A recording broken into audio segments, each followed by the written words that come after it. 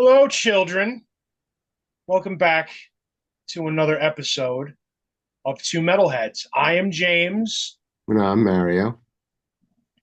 and I came up with the idea of let's talk about three albums that we love that we've played the shit out of them, but we still keep going back to them. Songs that are like albums that are like comfort food. Like it's something. Doesn't matter how many times you've heard it, how many times you've heard the hit singles on it. It's an album that you love to death and you just keep playing it because it's fucking awesome. So what do you think? I think that sounds fun. Yeah. Well, we can probably go with some that were close, but then we didn't pick. Oh yeah, there's definitely fucking honorable mentions. Absolutely. Yeah. Like so in high school, like I listened to Divine Intervention from Slayer a lot, Great album. you know.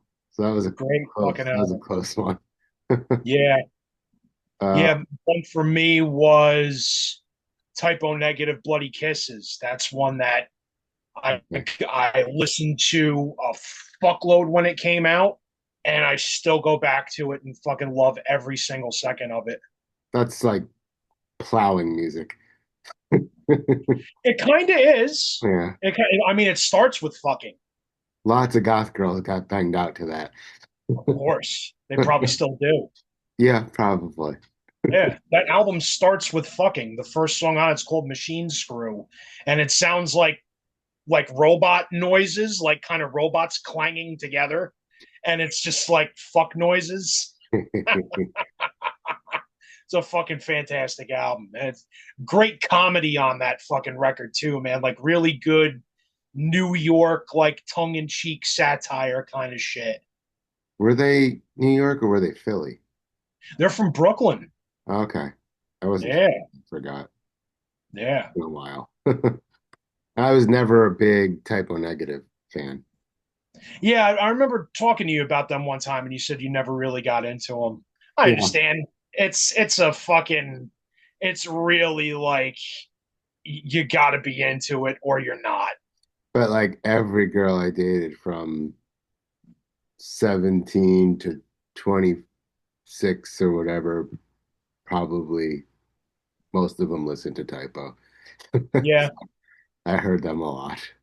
yeah. Chicks love typo. Still do. Yeah. I think it was the voice, the deep voice. Is the voice and the music's not. I mean, they have some heavy songs, but it's not like growly vocals and the music's pretty easy to follow. The lyrics are intelligible. You can understand what Peter was saying when he was singing. Yeah.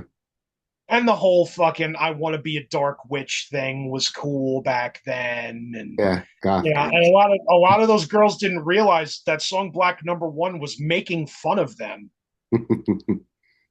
That was the whole irony of that is like Peter was getting flocked with these broads that fucking dyed their hair black all the time. And that song was kind of making fun of the whole movement. And it got him lots of residual poontang. Probably. Certainly did.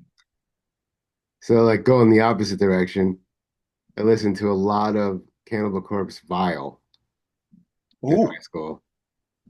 That was yeah. that was like the first album that got me into Cannibal Corpse.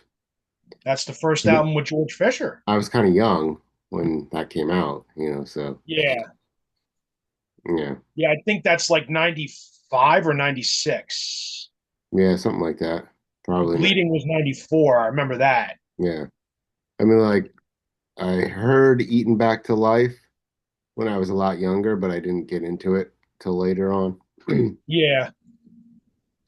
But and then like there was two albums with Chris Barnes on it that even while I was reading the lyrics, I could not follow it. It doesn't match up. Yeah. Yeah, Tomb of the Mutilated and Butchered at Birth. yeah, they Yeah. just like even reading the lyrics, I'm like, this doesn't fucking work. I don't Right. understand what the hell happened here. Like, and you Yeah. can't understand what the hell he's saying at all.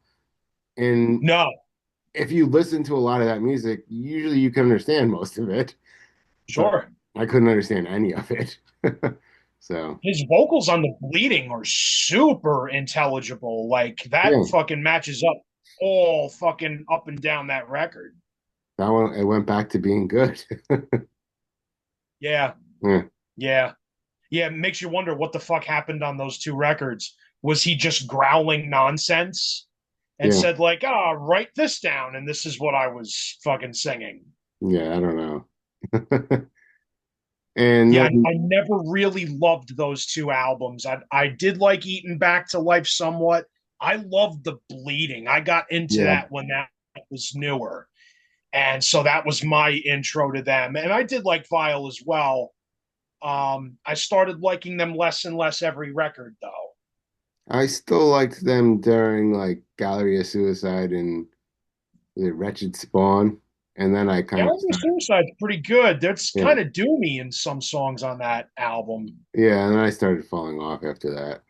Yeah, they started getting very same songy. Yeah,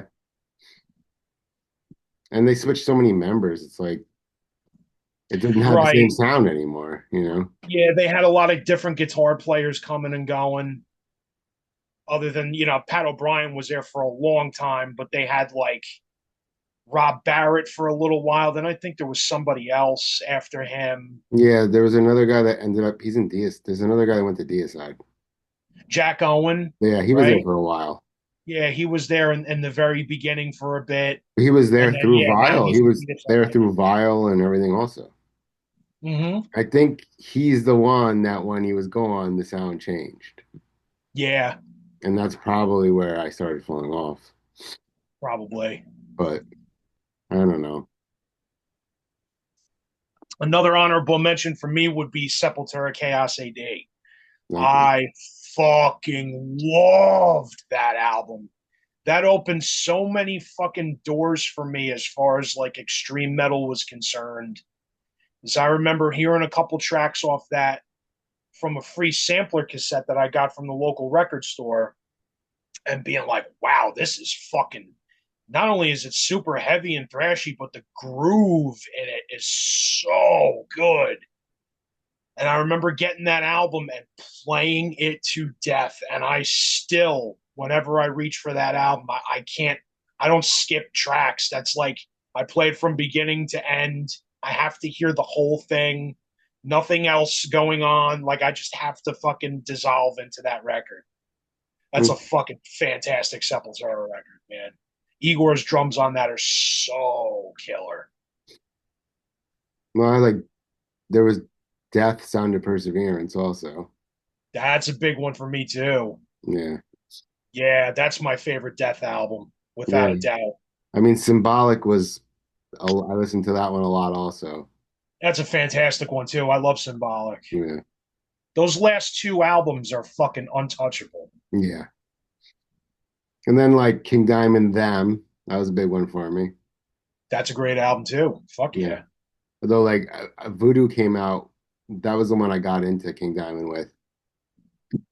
So that was a good Oh, one. that was like your fucking intro to them? Yeah, because that was like, I was still young then. So Yeah, it's starting and you didn't have the internet to check things out. You just kind of had to hope somebody else heard it and told you this is good. true. Yeah, so Yeah, that's a great one too. Fucking Dimebag Darrell playing lead guitar on the title track. yeah, but he didn't do there wasn't a whole lot going on in that solo. It's like a mostly noise solo. Yeah. Yeah, but it's Yeah, still that's kind of cool. what he was doing with Pantera at the time too. Yeah.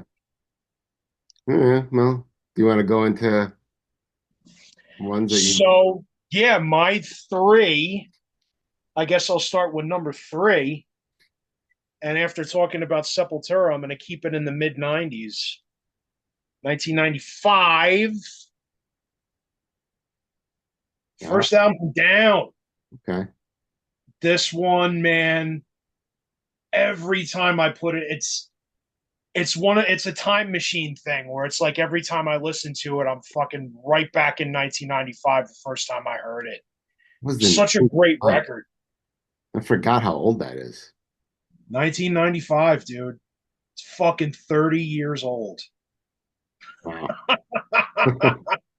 I did have this. I got this the day it came out. This was another one where, like, I heard, I think it was Lifer.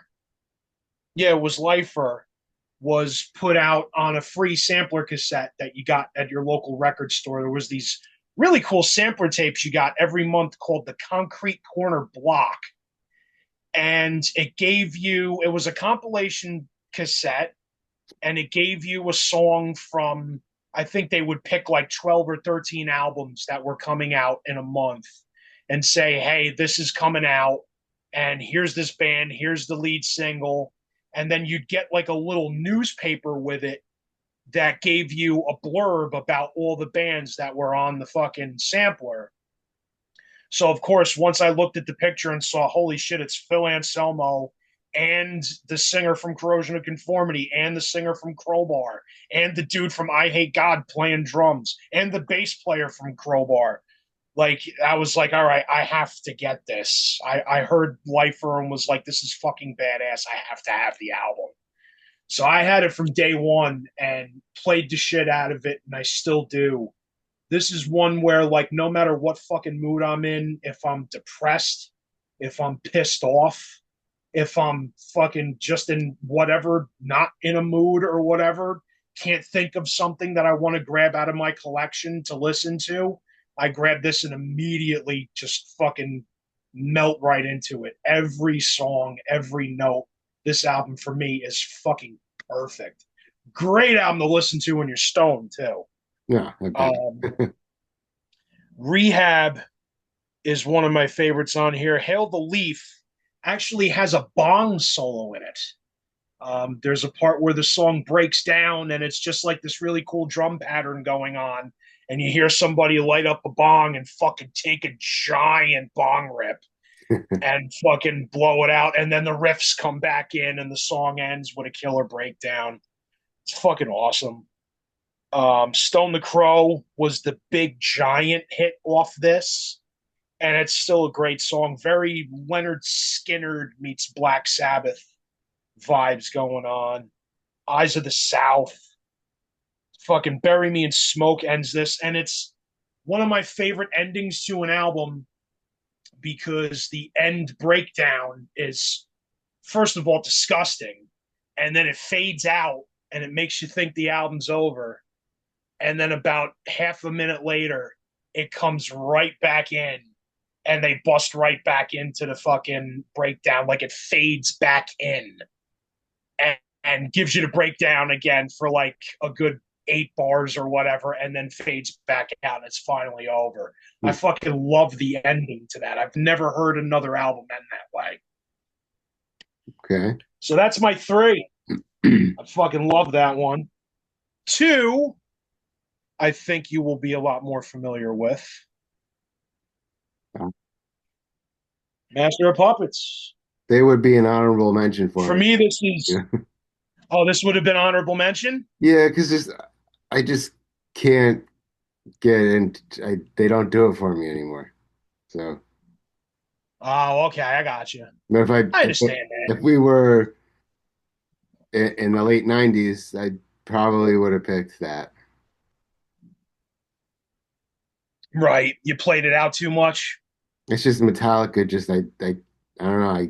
They kind of don't do like they just I don't care anymore. Like, Gotcha. yeah, I understand, yeah. but you got to admit that this is a fucking Stone Cold classic. I mean, I played it so much when I yeah. Same, same. When I first got into this, the dude who was teaching me how to play guitar sat me down one day and was like, "Man, he's like, all you know is the Black Album. You got to hear some other shit." I was like 12 years old. He's like, you got to hear fucking old Metallica. And he gave me his cassette and was like, take this and fucking copy it and listen to it. And the first thing I heard, because it was already geared up for side two to start the cassette. So the first thing I heard was Disposable Heroes and was blown away. Like, this is the same band that just did fucking Unforgiven and fucking Enter Sand. It's like a completely different animal. And man, that ripped my fucking head off. Disposable Heroes just absolutely tore my fucking entire head off. Leopard Messiah is so good. You know, every now and again, Dave Mustaine peeks his head up in the fucking news and is like, I wrote the riffs for Leopard Messiah. And as much as I want to shit on him for being like, all right, Dave, enough. We get it. You're fucking mad that you're not a Metallica no more. It really kind of fucking does sound like riffs Dave Mustaine would have come up with. Yeah, It's probably. got that awkward, stilted stop start. It's got that whole fucking Mustaine vibe to it. I could see it.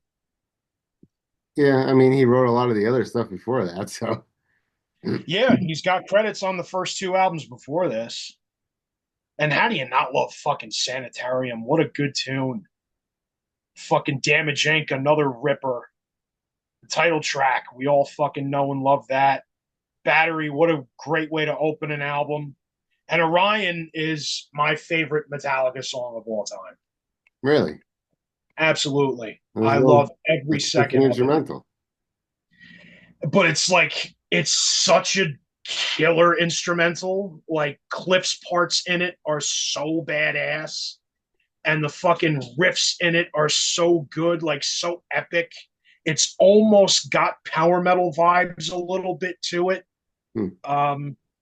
Yeah, it's my favorite Metallica song of all time, and I got to see him do it last year, which was really fucking cool. Hmm. My number one probably is not going to surprise you because you and I pretty much know each other's tastes. My number one is going to be Ah, Appetite for Destruction from Guns N' Roses. yeah, And this is the album that made me want to do this subject tonight because over the weekend I got another copy of it on cassette. So I have three versions of it on tape that are all different. how are they different? So this one is the first one I got. And on the actual cassette itself, you could see it says side G Yeah, and side R instead of side A or side B or side one or side two. uh, So that's different. This was a Columbia House cassette. So this was issued through them. The second one is different because so here you see the original. It's kind of got like it's got the logo and everything that you know. This second cassette just has regular type on the spine. hmm, okay. And the actual cartridge itself Oh, is tan. I've never seen it like that before.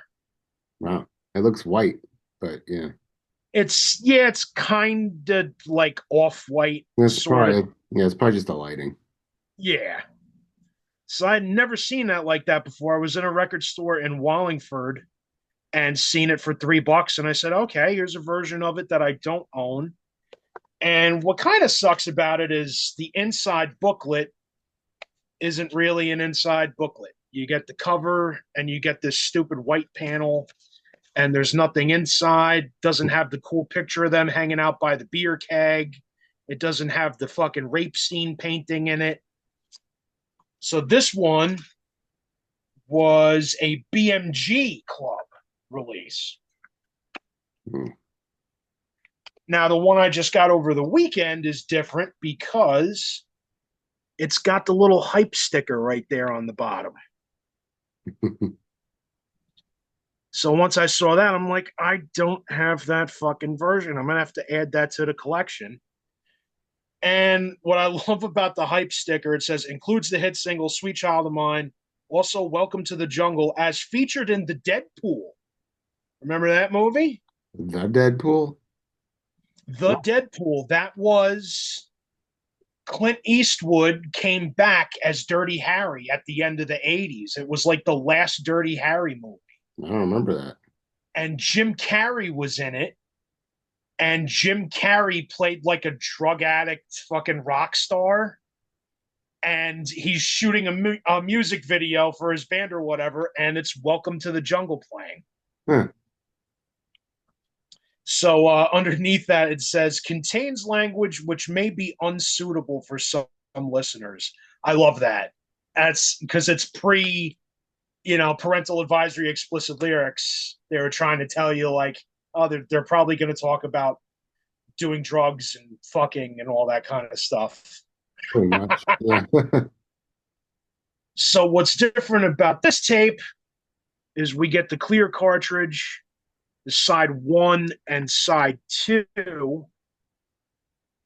And I haven't done complete research on this yet, but I believe this is a 90s pressing cassette because if you look real close at the actual tape, it's going to be hard to see. But the actual tape in there is pitch black instead of brown, which you would normally get in like 70s and 80s cassettes. The actual tape got better in the 90s, and they started pressing the albums on this black tape, and it sounds completely superior to any of the 80s or 70s releases.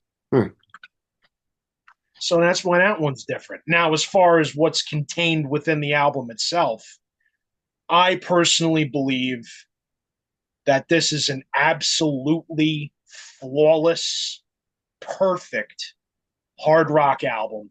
Not one dull moment to be had. Not one track where I would go, man, they could have done without that one. As a matter of fact, there was a track they left off this called Shadow of Your Love that I fucking love and wish it was added to this. But anyways, as many times as I've heard Welcome to the Jungle and Paradise City and Sweet Child of Mine over and over again, I never shut it off. It's just, I have to hear it. I have to hear this album from beginning to end. Rocket Queen is probably my favorite track on it. That's a good one. My Michelle's another big favorite. Mr. Brownstone is the fucking bass groove in Mr. Brownstone. People don't talk about Duff enough, I feel like. He's such a solid fucking player. And he always locks in with the drummer so well. And he was locked in with Steven Adler on this. You listen to the shit he's doing behind the guitar solo in Mr. Brownstone. He is fucking killing it. It's just so good. And it's one of them albums that's the louder you listen to it, the better it is. It's just fantastic. I could fucking literally worship this album for an entire another hour, but I'm sure everybody would be like, James, shut the fuck up. We get it. You love Guns N' Roses.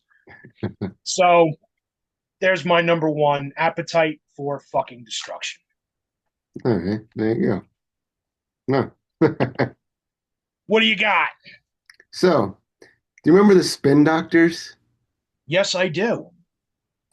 No, I'm not gonna pick that one. 1, 2, Prince is here before you. Just give me head now. So, I think I'll stick with my number three, similar to yours in some aspect. Pantera, Cowboys from Hell. Nice. Great album. So many good guitar solos, and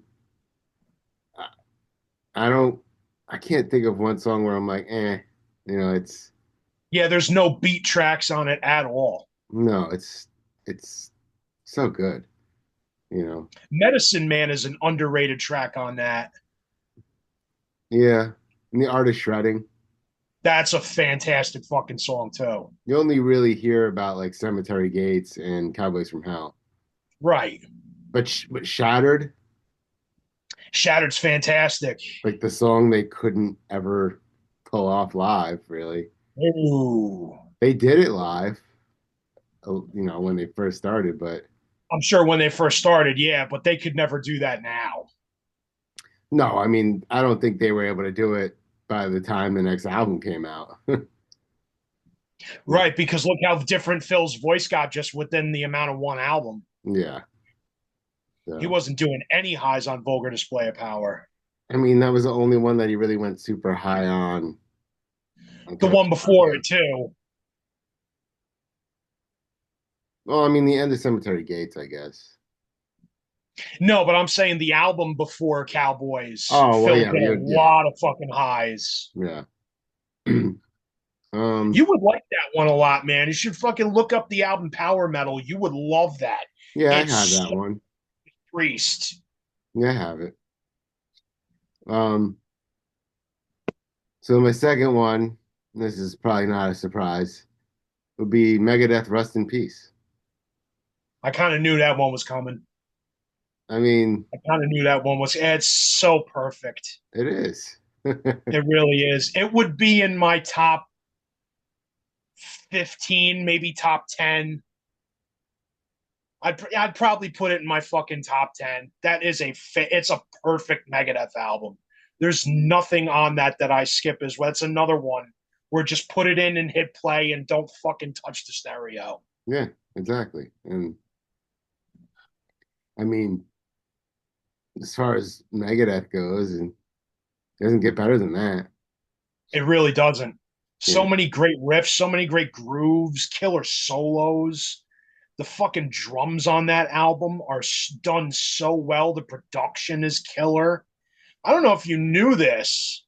Like, did you read Dave Mustaine's biography?